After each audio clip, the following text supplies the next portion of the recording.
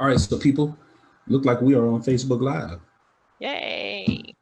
Hey, Facebook Live. Yes. Seems like it's been forever and a day since we. No, you guys look clear. I look fuzzy. Wait a minute. Is my camera? Gotta blow that dust off the camera. That's how long it's been. There you go. There you go. Yes, indeed. Yes, indeed. So what's going on, everybody? This is at the Roundtable Podcast Show. We are back after a long hiatus, it seems. Yes. A lot of stuff has been going on, and we're back. So I get to introduce these amazing people as usual. Right over there. Ladies first, as always, because we're gentlemen up in this piece. That's right. That's right. And she really needs no introduction. So I give to you Your girl Pitbull, Melissa, and the plug 2 of the plug 3, I guess. Or I might be the plug 3. Who knows? I don't know where we fall. It always switches around. Oh, yeah, But that was equal.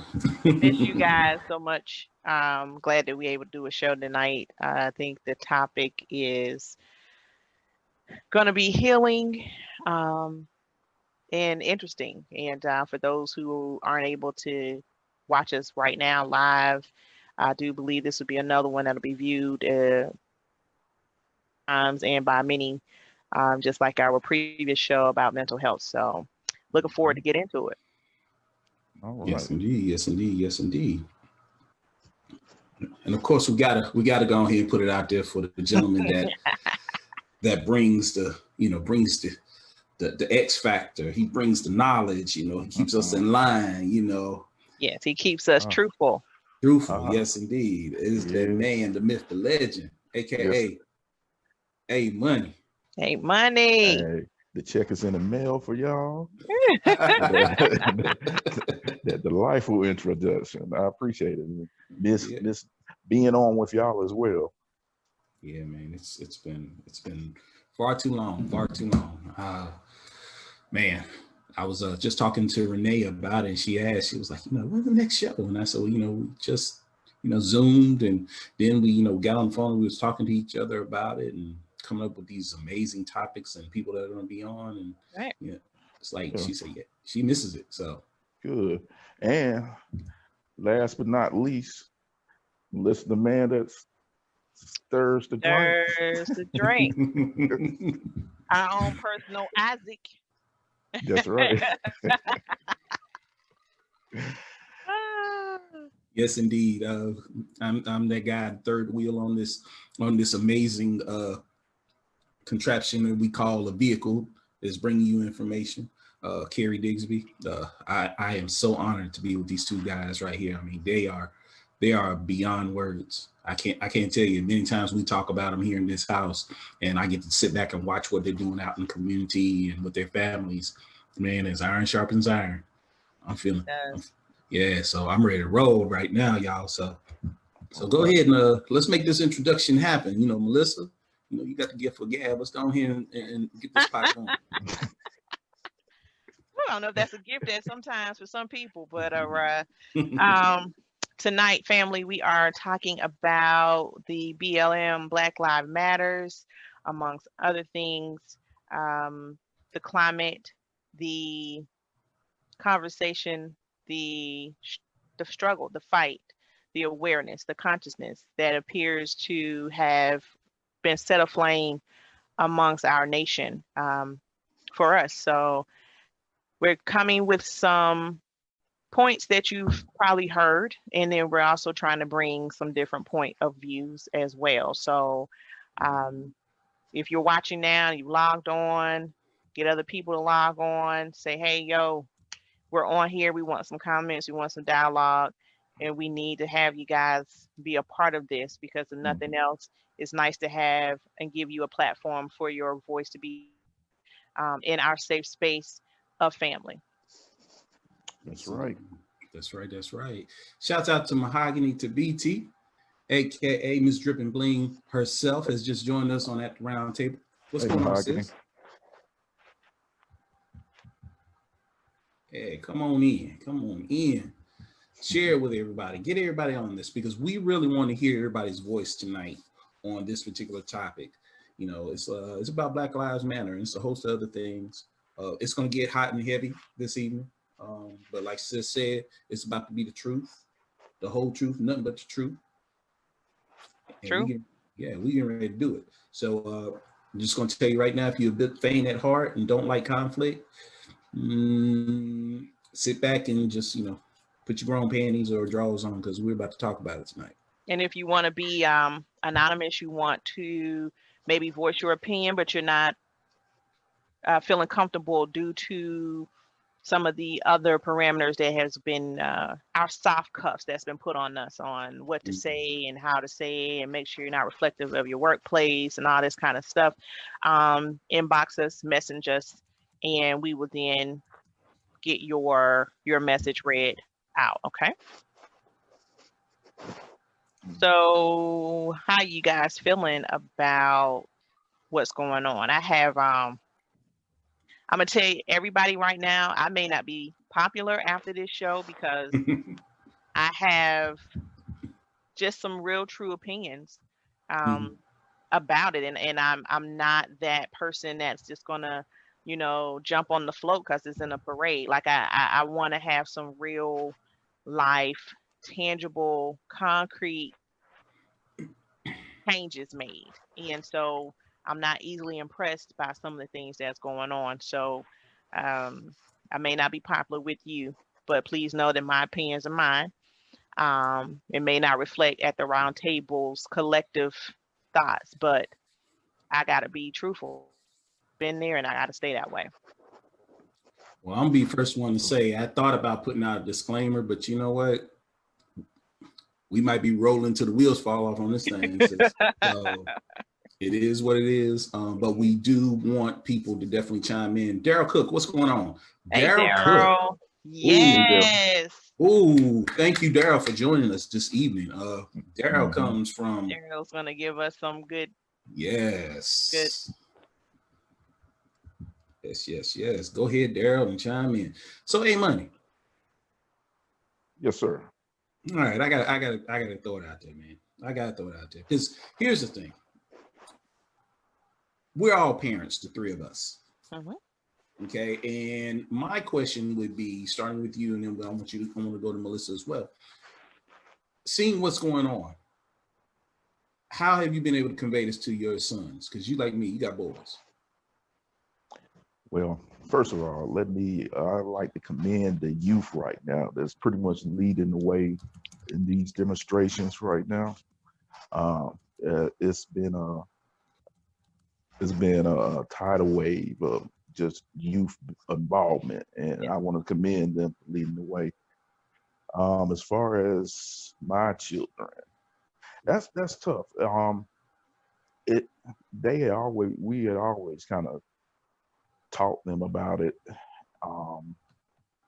as far as watching your surroundings and how you interact with law enforcement as well. It's a shame that you have to give them additional guidelines to people who are out there that's supposed to be protecting and serving the community as well for them.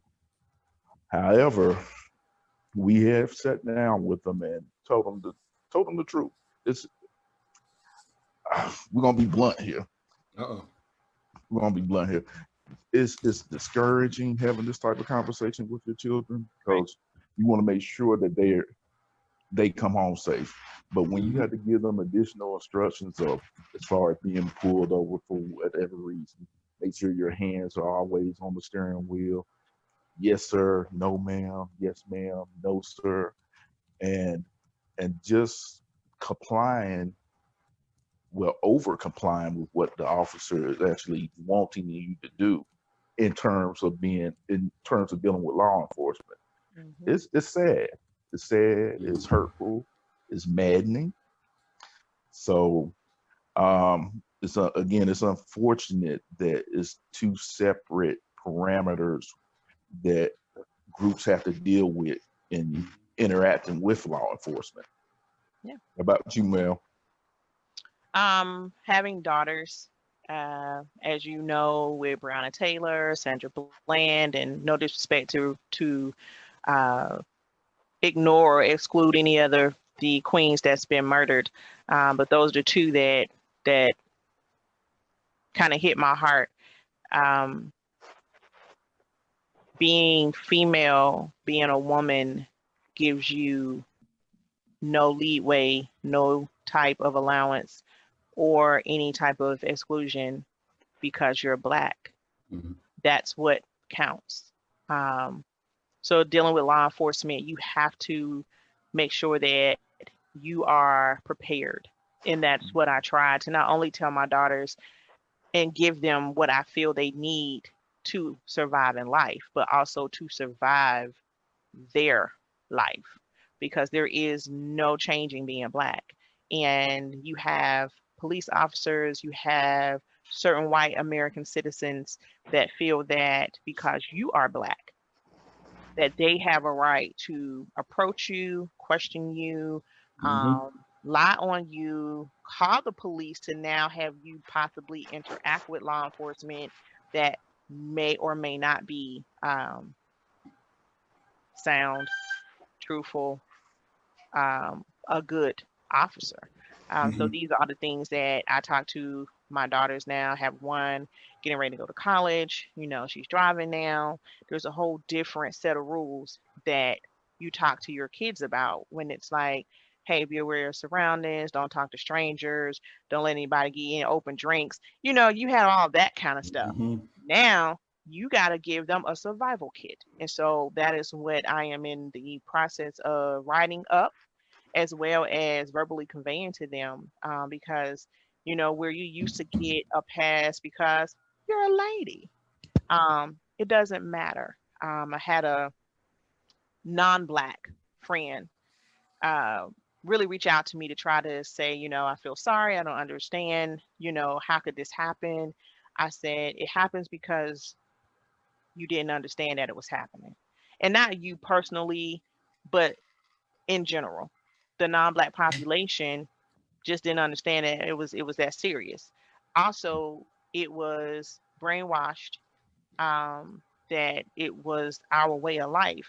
Nobody wants to be murdered and hunted as a way of life. Nobody wants to feel like the wild in the woods every day. But we are in civilization and everyday behaviors, going to a store, going to work, getting gas. I told her, I asked her one who served in any of the wars, whether it was World War, you know, Vietnam, Desert Storm, any of those. And she Mhm. said that she remembered when one of her neighbor's sons was in Desert Storm. And I said, okay. I said, do you remember how she would try to, you know, go on with her day, but anytime there was mail or anytime there was anything, she would, you know, kind of like just still be on pins and needles. And she said, I do. I said, that's Black America every day. We're Mm. on pins and needles going to the mall, going to the store. Now, we're not going to live in fear, so we're going to do our regular behaviors. But anytime there's a police officer or a cruiser that's sitting or passing you or behind you, your Mhm. anxiety level automatically goes up because being the right place at the right time, doing the right thing, being compliant, as A Money said, doesn't matter anymore. Mhm. It's about what you feel like. If you need to, I just want to see what I can do to this person. And she literally was on in tears on the phone. And I told her I'm not trying to sound traumatic or dramatic, I mean, but that's real life. So that's the seriousness that I always convey to my daughters, that it's a war out here for us. That it Mm. is. How about you, CD? Mm. That's deep. And before I get Yep, into it, that was. looks like Daryl Cook just chimed in. He said, I've had different dialogue with those of different color who feel that they don't understand why the protests are happening. I had to tell one individual that the reason they don't truly understand is because they are not Black. He said, I'm 46 years of age and I've seen racism. He's been called in there, been pulled over by the police for a routine stop. That's deep. That is the legacy that has been given, not from us, because we didn't want this to bequeath to our children. Right. But he just like wrapped it up in a nutshell. He just like put it out there. Because it does happen. Quintessential Queens, thank you for joining us tonight, sis. Anthony Craig, thank you for joining us tonight, bruh. Deanne McLean, thank you for joining us. Man, it's been one of those dialogues I've had as well with my kids. I'm to the point in which, even with them being at the ages that they are, 21, 26, 29, I'm talking like these are grown men. Right. And I'm still telling them, hit me when you get there. Let me know you got there. And really telling them, look, and I had to be real honest with them one time. And I even texted to them and told them, be aware of what's going on out here in this thing we call society. Right. And understand that you are kings. But then I told them at the same time, don't get it twisted. Pops will introduce somebody to the good Lord if they choose to do you wrong. And I hate to be that way because it takes us out of our element. It takes us from working so hard to be where we are right now to now we have to give them additional instructions, worry at night, and be fearful that the call that you get is because someone who is charged to protect and serve may very well take a life. And not only that, I don't even want to put it all on the police because I'm going to be very, very open in regards to that.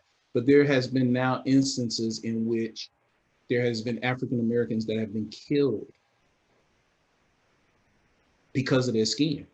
I mean, right. And my question would be why? Why, if you're jogging down a road and you be approached by two men that want to fight you and then shoot you, and then you have a third gentleman sitting in his car filming everything, and it doesn't see the light of day until way after. Right. To me, that's crazy, And then I even want to throw it one more thing out there, because just now, and I don't know if you guys saw it or not, they just announced that they're going to charge the police officer, in regards to the most recent shooting. Now, we thought, hey, George Floyd in Atlanta. Yeah. Yes. We were talking about, okay, everybody's up in arms and stuff. And then you have a brother who was just shot and killed by a police officer, Rashard Brooks, okay? And now, while this video, not the video, but actually the news outlet is showing what they're saying in regards to charging this officer who was fired, you now have a plethora of individuals, and I'm gonna be honest, they're not of the melanin type, that are saying that he deserved it. Well, the officer also has a rap sheet where he has 12 misconduct reports. True. And I'm gonna be honest, Mr. Brooks incident, I have not really dug into it because I'm heavy. And so from what I have gathered and what I've just read for snippets on social media is that there's some conflict in what the police said that they did versus the people who were actually at the Wendy's in the drive-thru. And it does appear that he basically gave them a good run for their money. And so they were not so much maybe fearful, but their ego was bruised because here you are, two officers, and this black man pretty much handled y'all. He drugged you, punching you and everything else, taking your tasers and all of that. I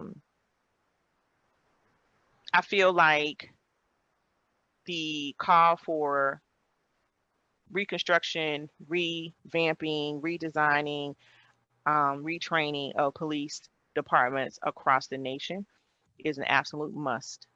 And I feel that what may have worked in 1960, 1970 can no longer still be the SOP that you're giving officers. And you're rushing them down through police camp academy to get them out on the street. Now they're even less advised and prepared. And these are the ones that are going out here and they're murdering us because they're fearful, they're insecure, they're ignorant. A lot of these police officers that are murdering us, and I'm not trying to give them a pass, but I'm just saying a lot of these police officers that are out here murdering us, they're pulling and shooting and pulling and they're quick on the draw is because they're so scared. They're so insecure because they haven't been equipped with the proper tools to be and do their job. They there's not regular safety training that goes on with them. They don't have any of this. Anybody who does construction, even us being in the corporate offices, we're constantly having to do different trainings. Police officers aren't doing that. And you have people's lives at stake. And I feel that the training that they are all getting is a subconscious prejudice training model. You're like, everybody can't think the same way. You're taught that. You're taught that. You're taught to say, well, you know what, when you get to the east side of Charlotte, you need to make sure that you're on guard because it's full of, thefts and prostitution and drug use and drug this and that and the other. If you see two guys talking, 9 times out of 10, there's some type of drug deal going down. These are the things that they're not going to ever say out loud, but that's what they're saying. So you get somebody who green, who either don't even live in Charlotte or never been to the east side unless they're doing patrol. What do you think they're going to do? What do you think they're going to say? Good point. Our police officers used to know us because they were in our neighborhoods. They lived in our neighborhoods. We had at least once a year a picnic where the police officers and the citizens got together, the community and the police officers were together. So you got to know who was new. You got to know the new rookie. You got to know who was getting ready to retire. These are the things that used to happen. And I mind you, these are things that happen in the white neighborhoods. Tell me they don't. They do. Whether the community initiates it or the local police station initiates it, they have some type of interaction with their community. And those police officers aren't the police officers that patrol that neighborhood, but that's the neighborhood they live in. So therefore, they have still some type of a communication relationship with that neighborhood. These police officers are coming here and they don't know anything about you and don't care. And they can easily remove you as a person because they don't see you as one. Yeah, it certainly goes a long way in being involved in the community that you're serving. Before I actually touch on what y'all just got through talking about, we have any other comments, Carrie? Oh yeah, they jumping in now, man. People. Okay, well, go ahead and I'll let you read them. Well, Quintessential Queen said vigilance is truly a necessity right now. We just got joined by Kimberly Kalima Songstress. Thank you for joining us, Queen. Thank you. Good to have you on here. Powerful sister. Mahogany just shared, as far as they said, he tried to cover up another shooting in 2015. We also have Cassandra Hicks, Houston, just joining us on At the Round Table. Looks like a lot of people. Oh man, they coming in. Daryl Cook just mentioned there is a double standard when it comes to lethal force. Why it is okay for a Black person to be shot and killed, but others can be taken into custody alive. Prime example is the shooting that took place in a church in Charleston 5 years ago today. Again, the anniversary of the Charleston 9, Dylan Roof, who went in there, shot and killed him. Let it be known he did it because it was a hate crime, okay? Yep. And when he was walked into the courtroom, matter of fact, when he was arrested, they didn't kill him or anything. When he was walked into the courtroom, when he was walked from the courtroom to jail, when he was walked back, they made sure each and every time he had a bulletproof vest on, they protected him. Yep. They protected him. So it makes you question.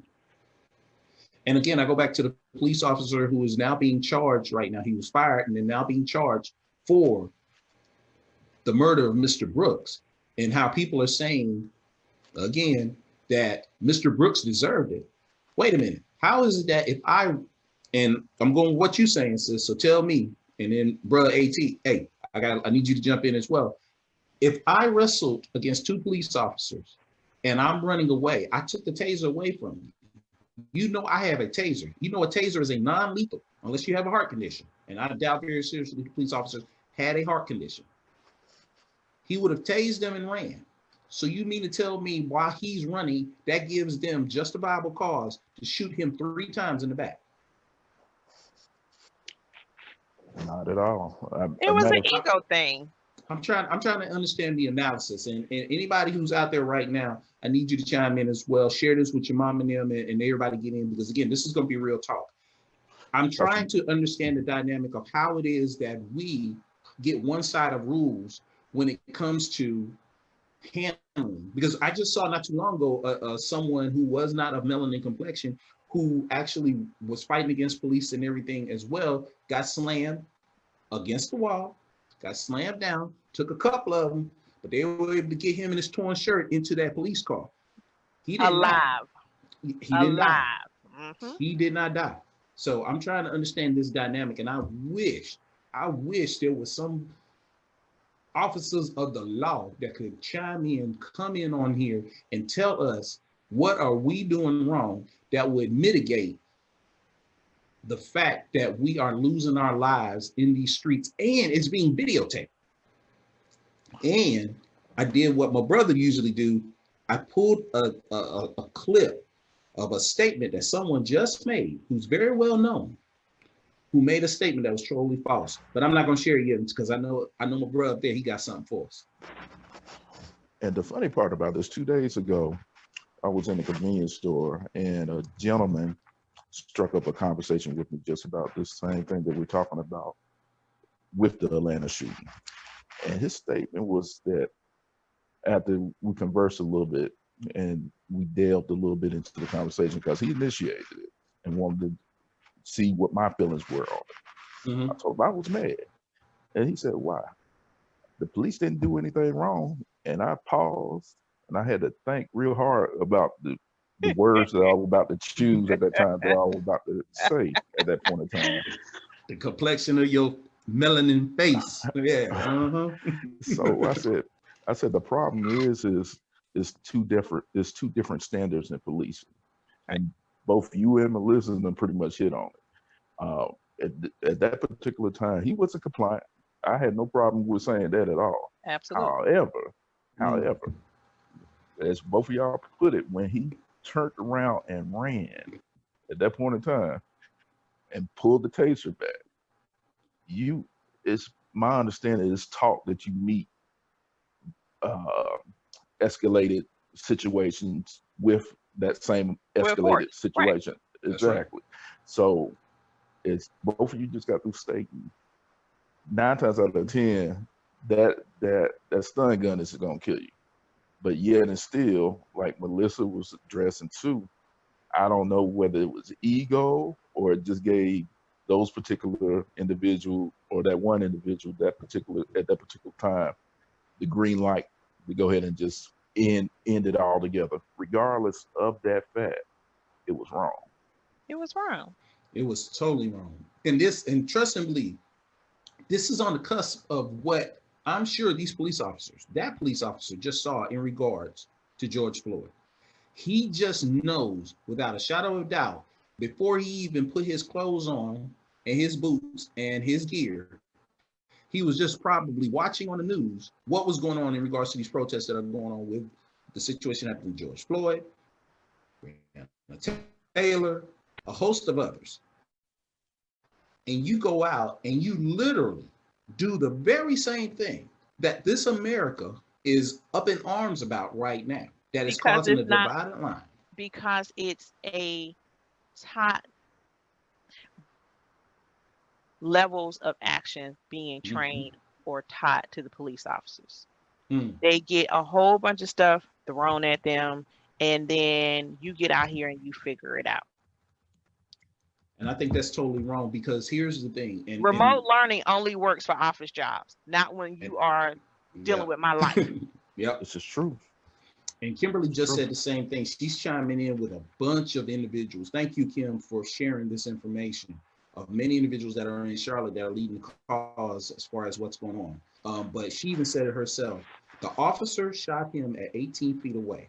Okay, 18 feet away. 18 feet away. 3 grown men feet away. All right. With his back turned, with a taser he knew would no longer deploy. Yep. If I'm 18 feet away, they're one shot. They one hit to quit us. That's one it. hit to quit us. That's it. 50,000 hit you. If it don't put you down, then guess what? You need to find something else. So that's the thing that is totally mind-boggling. I think that's the reason why the original police chief for Atlanta charged him, quit, walked with those that were marching as well. Crystal Cox just said, I can't help. She said, I can't help you understand that, fam, because I'm still seeking the answer. People are out here right now mind blown because they do not understand why it seems like this is the norm in which. Because it's been allowed. Okay. It's been allowed. Speak I mean, on this. You got officers that are murdering children, women, and men. They are videotaped. They are eyewitnesses, and they are put on administrative leave with pay. They are either transferred to another county in another police station, and they are not convicted. So tell me, at what point for the officers that put their boots on and their uniform with a chip on their shoulder and automatically feel that anybody that is not white is less than, won't feel to take someone's life?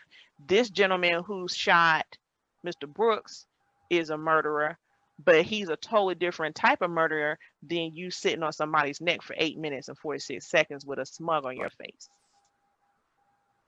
And just to add to that, what you were saying as far as just how they reacted, because Kim just mentioned as well, and they kicked him while delaying medical care for the victim, reminiscent of what happened to George Floyd when he had a knee on his neck. Michael Brown, knee on the neck. People are begging him, asking him, get off of him. He can't breathe. He's not responding and everything. And you have them act in such a nonchalant, cavalier way, and a life expires literally on social media.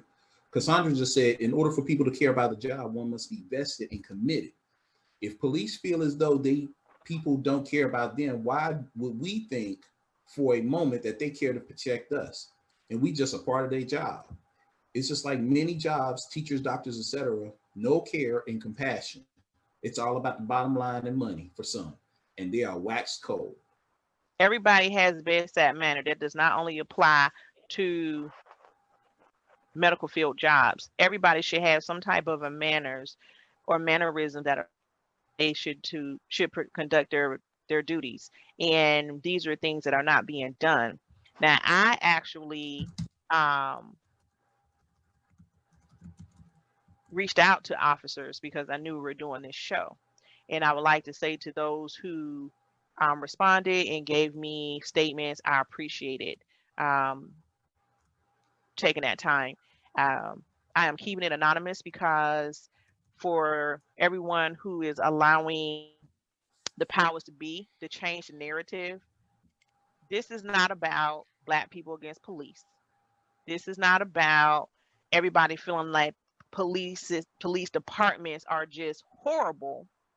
It's about the 2 or 3 and that may be officers, and then the leaders, your lieutenants, your captains, your influence being rotten, letting these cops get off. This is what we're fighting about.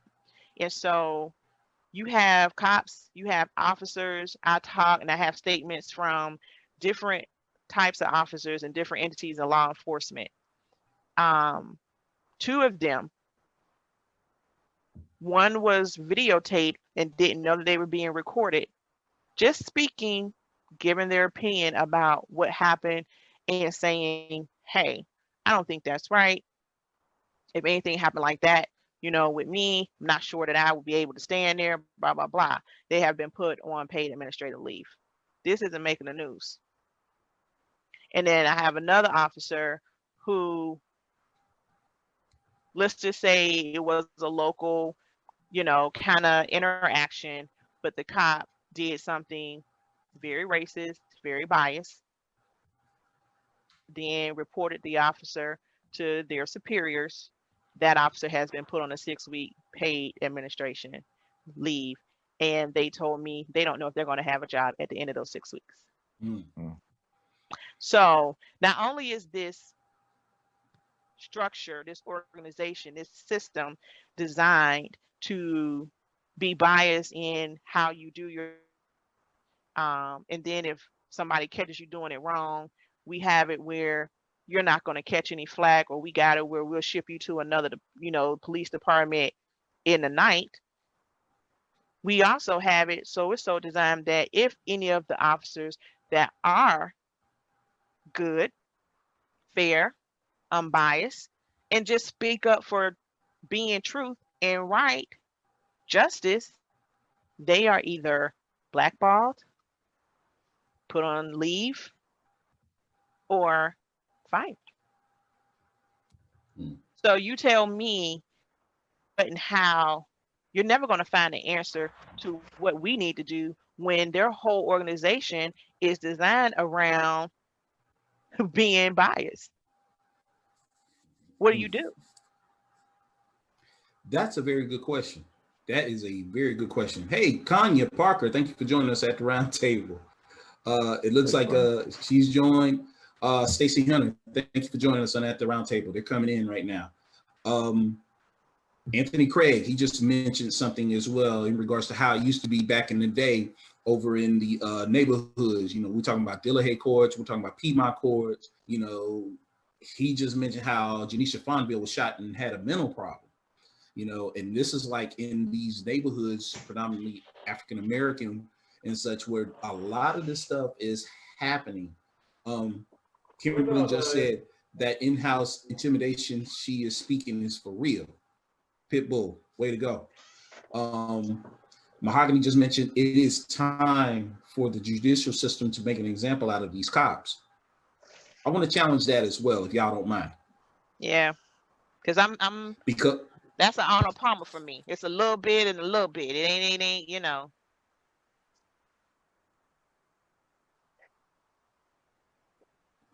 Well, it goes to more than that. Make them an example, and we already seen how, for all intents and purposes, whenever they actually decided to charge the police officer that murdered George Floyd, and how the first charge that they gave him, and now, everybody was questioning why ain't he get charged first degree murder and such. And the reason why they did it, because people thought about it, said, well, wait a minute, because we got to make sure this sticks. If you give him first degree and it's not premeditated, and such, done. Hey, he might get off. He can skate. And then what happens is then you got to go to a civil case. And then we go to the civil case. That's a whole different thing, which the family's trying to get, money basically. And that's really not with this family, there's no money that's going to bring back Mr. Floyd. Nope. But at the same time, they want justice. They want it to be like stamped guilty. He did this. Right. And now it's got moved up from 3 to 2. Big question if it'll ever get to 1, but it's at 2 right now. So here's my thing that I challenge everybody and stuff, because I had a discussion with a guy not too long ago about this. We know the laws ain't correct right now. We know that the state of affairs, in order to judge a police officer, the DA has to find reasonable cause to bring this individual to court. There I think, needs to be a separate governing body that when the DA drops the ball, like we've seen many times, and they deem, it was justifiable and such, that there needs to be a separate system in place in order to take that information and say, hold on, wait a minute, you kind of rushed that. Let's really look at it and hold their feet to the fire. And not just the police officers and such that do this, but also the DAs that allow this thing to go by. George Floyd, murderer, had 18 counts against him already. Yep. 18 guy in cases Atlanta against him had- already that was just filed away.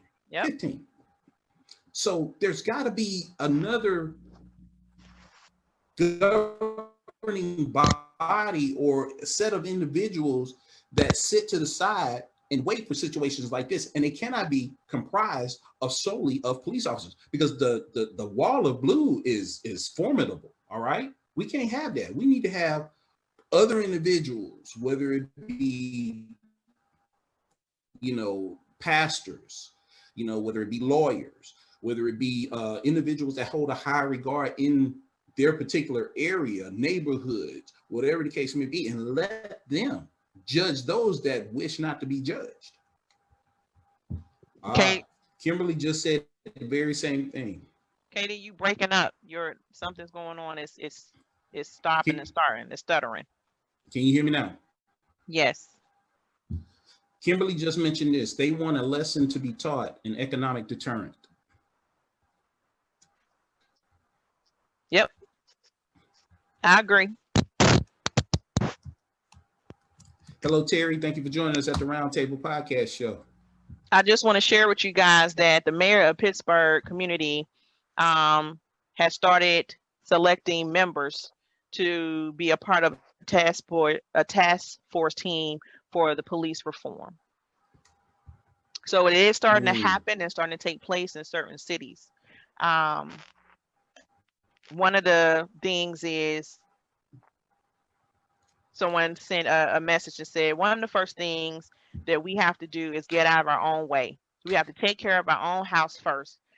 Make sure that we have a solid foundation and live the life that it was designed to be. Raise strong, dedicated, respectful young people. And then after that, do the same thing with the neighbor's kids and the other kid and the next kid. We need our village to go back to the of what it was, being a village. Second, we need to educate ourselves, put ourselves and others in positions to know the laws, protect ourselves, and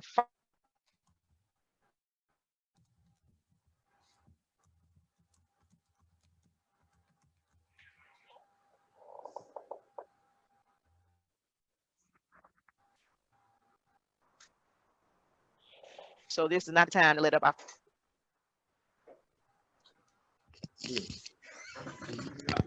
Yeah, I think we're getting. I think the band is starting to kind of go in and out and stuff. But that's a good point. That is a very good point, Melissa, in regards to what we need to do. But the thing is, it seems like we don't want to hear that, though. We have a tendency in which we kind of dodge the issue in regards to how we need to hold ourselves in a higher regard and how we need to actually demand excellence, not only out of them, but also out of ourselves and us and what goes on in our household. right. Kimberly just asked, doesn't the Citizen Review Board hold any merit? I don't think so, sis. It was put into place years ago, but let me tell you, after the Keith Lamont Scott thing, that to me, that made it very, very questionable as far as what they have there in order to go behind the DA and go behind other individuals that are being charged, especially the police. I don't think it holds any merit right now. And if I'm wrong, I wish the Citizens Review Board would allow us to come in and talk to them and see exactly how they weigh various cases and such, because this is happening too many times. I don't want to say it doesn't. Let's just see why it doesn't appear to have the results that the citizens are looking for. Let's put it that way. Yeah, a valid track record. Let's put it that way. Yeah, let's put it that way. I also want to touch on,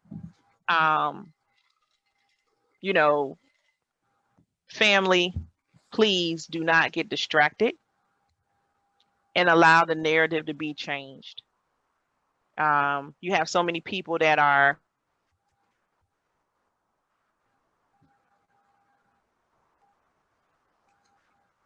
Uh-oh. You going out, Mel?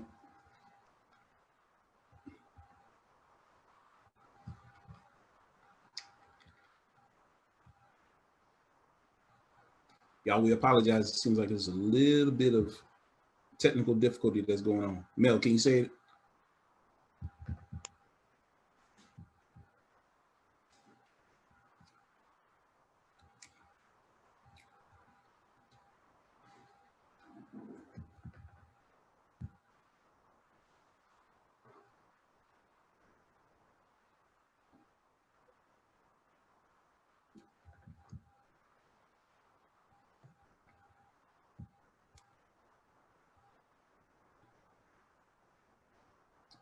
Okay, guys, so it seems like we're having a little bit of technical difficulty in regards to the feeds and such. Fam, are y'all there? Can you hear me, CD? I can hear you now, man. It seems like you guys are going in and out and such. Waiting for Pitbull to come back. While she's coming back, let's go ahead and read off a couple of these comments. Looks like everybody's coming in right now. Cassandra just mentioned the police department is a brotherhood, that they look out for each other. She said cover for each other, per my husband's comment. Terry just mentioned people don't want others to correct them or their children. So I'm not sure that will happen in regards to becoming a village.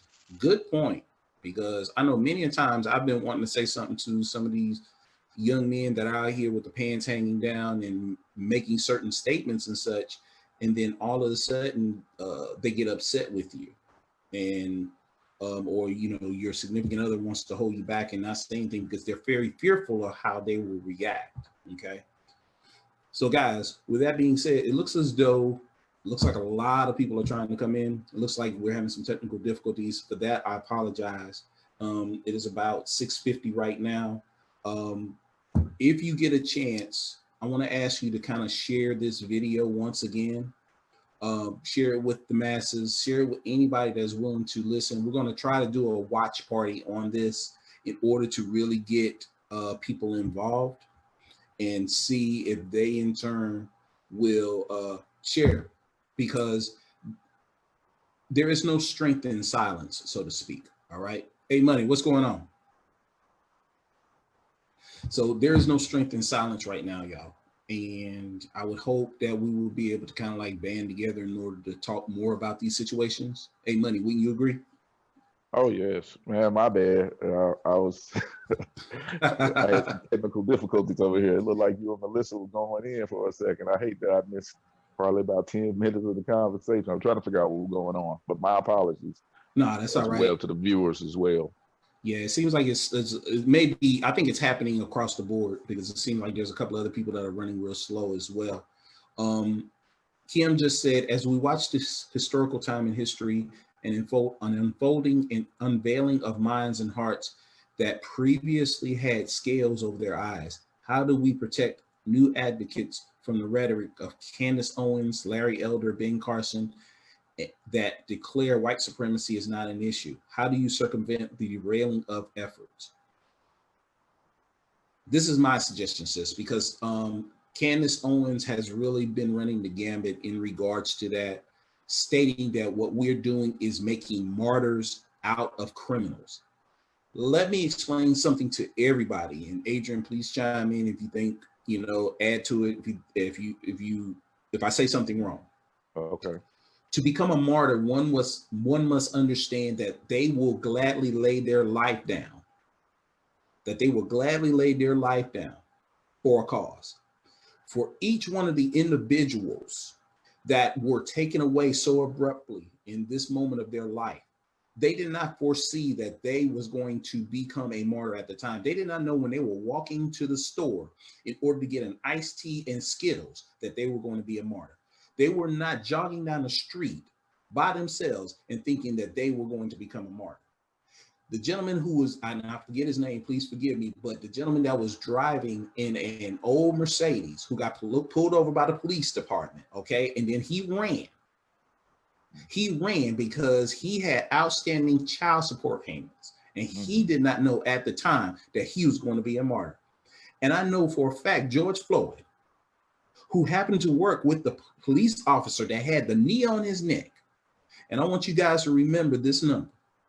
Remember the number of 846, because during that time, he did not think and look up to heaven and say, God, take me right now. I'm doing this for a good cause. He was calling for his dead mother at the time. So for Candace Owens, who had the audacity to sit on a high horse, who was given a platform by individuals to spread this blatant poison, I think that she is totally wrong by thinking, and it doesn't even matter. All of us have fallen short. All of us has coming from different areas in our lives have done some stupid stuff when we were younger, and it's by the grace of God that we are here right now. But that does not mean when I walk out this door that I am liable to have my life taken because a police officer deemed me as unruly or think that I am doing something wrong. Pitbull in the dress, I wish you were here right now. She just joined. But I think where it starts, sis, is that we need to ingrain that into our children. Thank you, Walter Scott. We need to ingrain that in our children. We need to teach them that they are destined for greater things, that they cannot just take and accept the status quo that has been given. So I wish that we could share this with some young people as well and ask them, because honestly, they're the ones that are on the front lines right now doing this thing. Adrian made it so beautifully eloquent when he said that he tips his hats off to them. And I know he supports them because I see him a lot of times when he's talking to young people.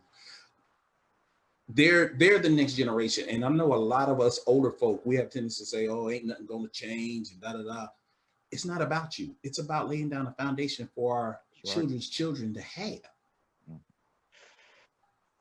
That's okay, Melissa. She said she was sorry for what happened. Hey, it's technical difficulty going on. Hey, Money, chime in, man. I can go on all day, man. Ooh, well, nah, man, you hit on all the points that I was thinking of right now.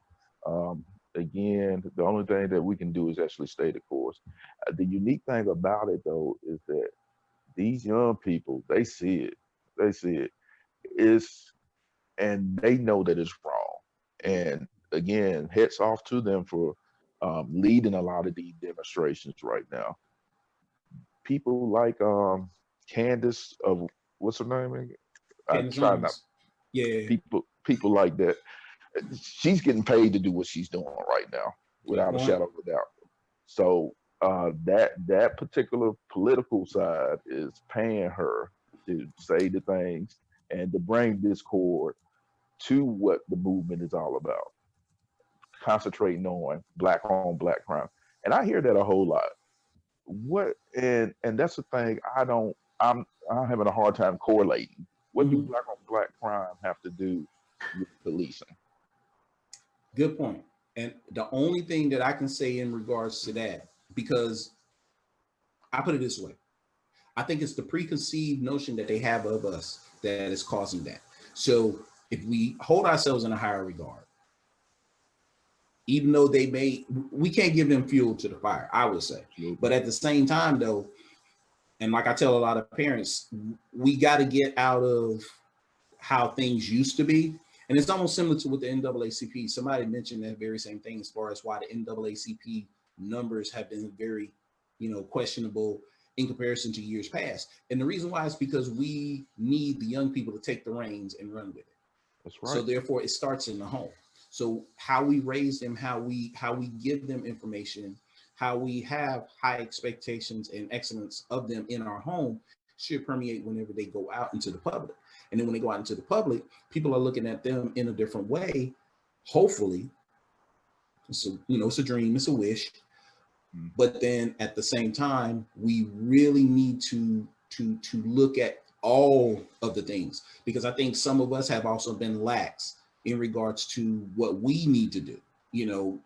Steve Harvey mentioned it not too long ago, and I thought it was very interesting when he mentioned it, was the fact of how when we came back from the war,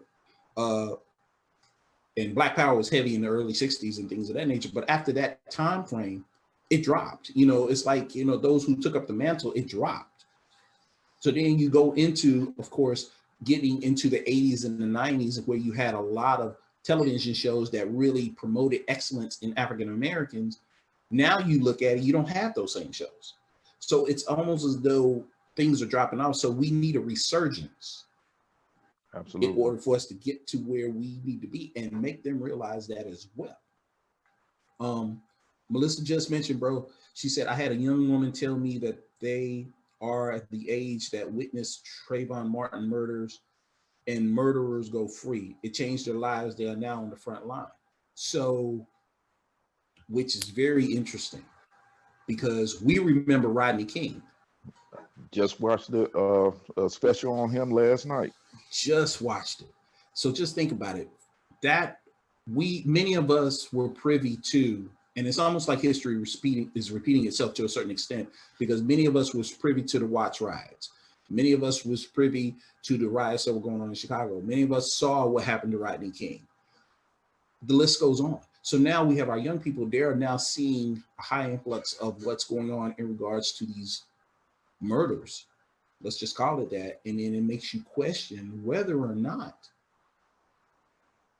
are they going to be changed because of it, you know, or it can no longer be business as usual. It can no longer be quiet over here because it's not happening in my backyard.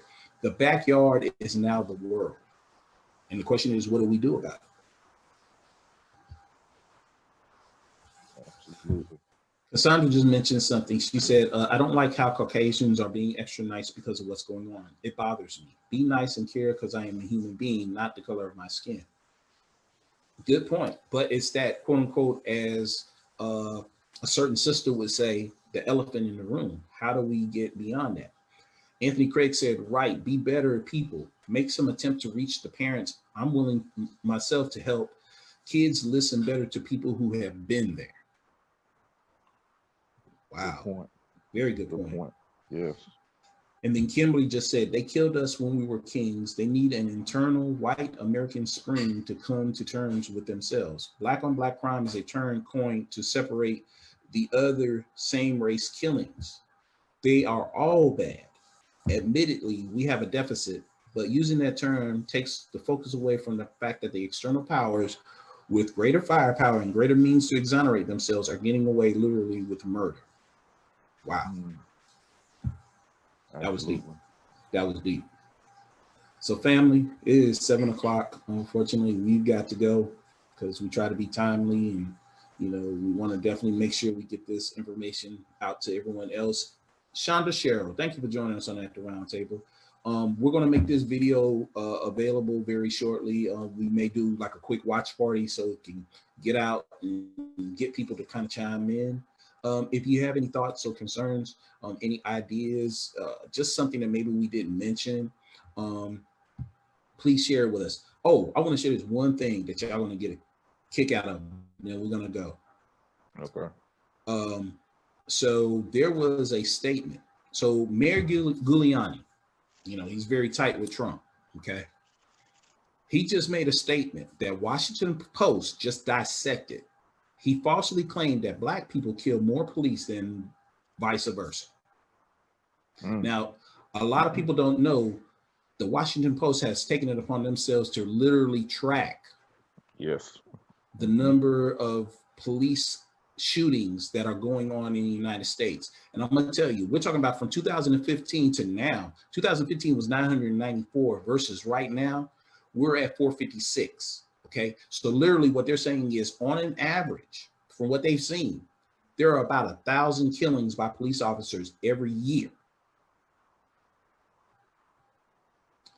Again, it goes back to a question of the policies that they have, the training that they have, and it's time for us, and I just argued this point with somebody else as well, we really, really, really need to get back into the scheme of things when it comes to police departments, when it comes to us being involved in PTSA, us getting down there and voting.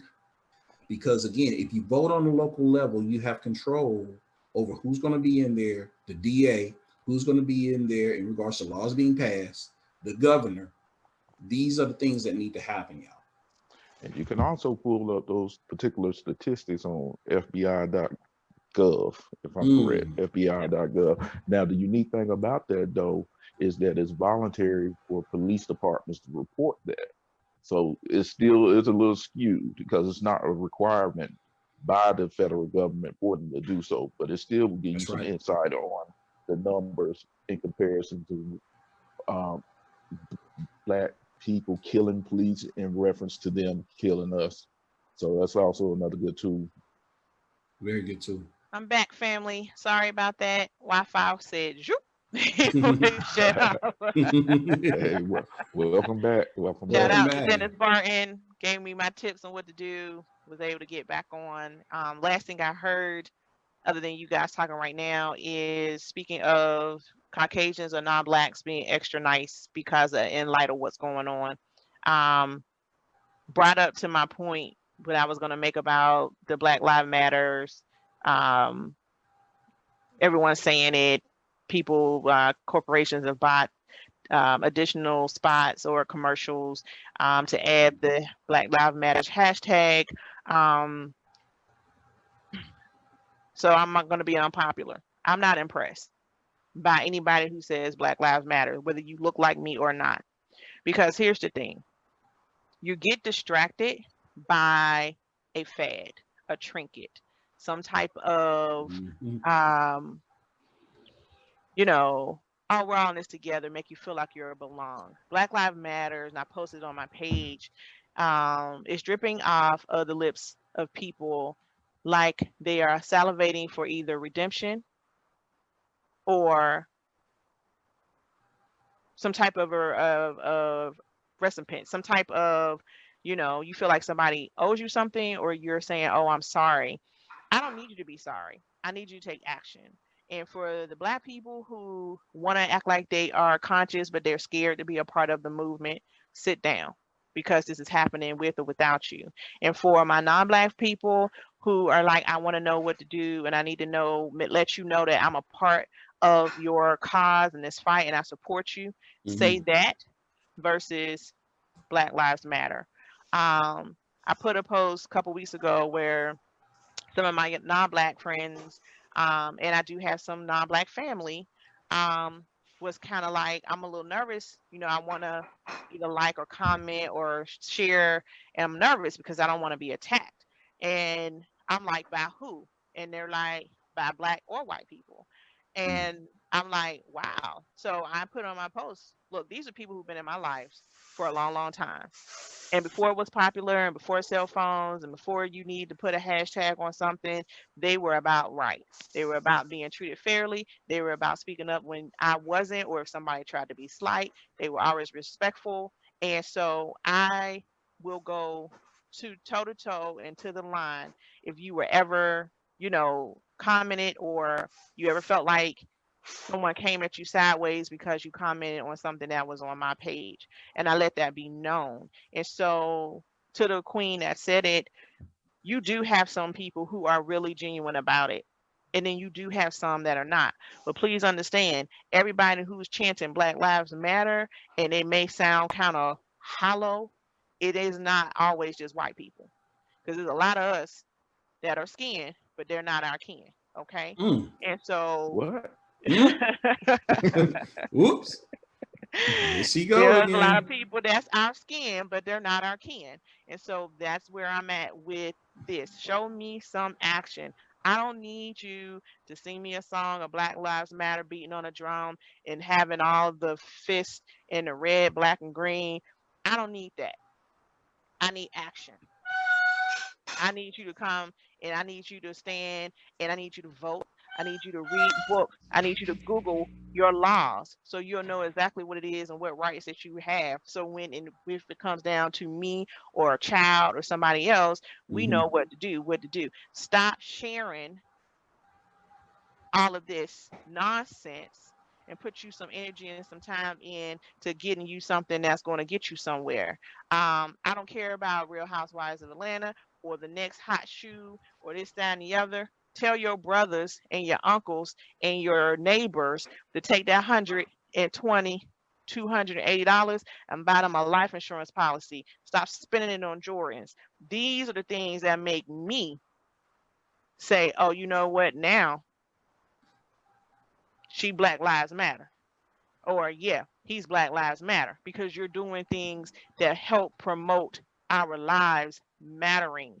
I don't care about being a part of a band, because Black Lives Matter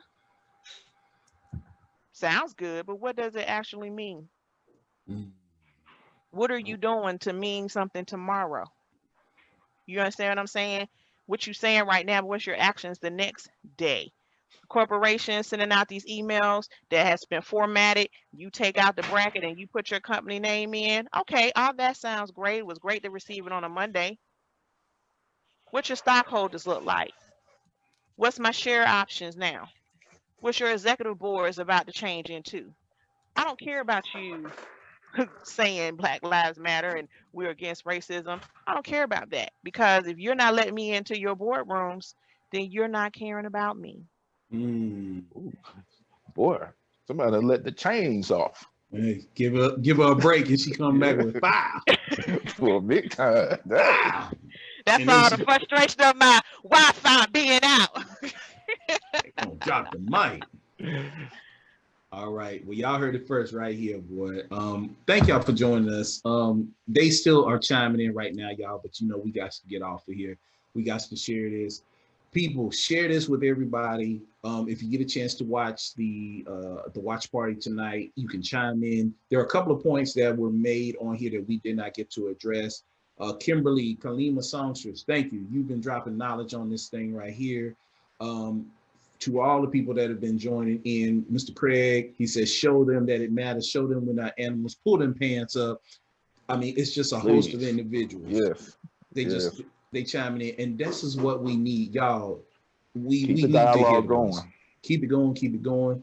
We need a part 2, bro. We gotta do a part 2 on this. Y'all want to do a part 2? Y'all want to do a part 2? We gotta do a part 2 on this. Okay, people, stay tuned. We're gonna do a part 2. We're gonna let you know. It may be next week. We will let y'all know, because we want to address all of these issues. There's still a whole bunch of other things we did not even talk about that is on. I did a list like Adrian taught me. I did a list, and we gonna get into it. But share this with everybody, y'all. Thank y'all for joining us. That's my sis right there, Pitbull in the dress right down there, y'all. Y'all don't see it. Right there. Right up here, this is my man, A Money. Boom, boom. This has been amazing. Y'all be blessed, be safe, and we will see y'all very, very, very soon. Peace.